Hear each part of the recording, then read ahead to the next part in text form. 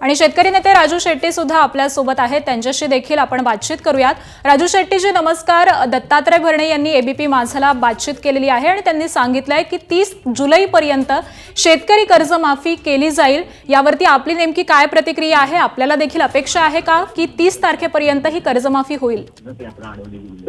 आतापर्यंत या सरकारने फक्त तारखाच जाहीर केलेल्या आहेत, प्रत्यक्षात शेतकऱ्यांच्या हातात काही पडलेलं नाही आहे।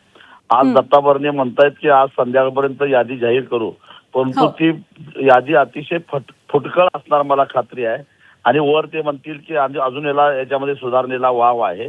अशा प्रकारे केवळ शेतकऱ्यांना गाजर दाखवायचं, अनेक शेतकऱ्यांना अपात्र करायचं आणि केवळ 2-4 हजार कोटी रुपये वाटल्यासारखं करायचं आणि बाकीच्यांना तिष्ठत ठेवायचं, ही एकूण स्ट्रॅटेजी या सरकारची दिसते आहे। यादी जाहीर होऊन दे, आम्ही निश्चितच त्याची चिरफाड केल्याशिवाय राहणार नाही।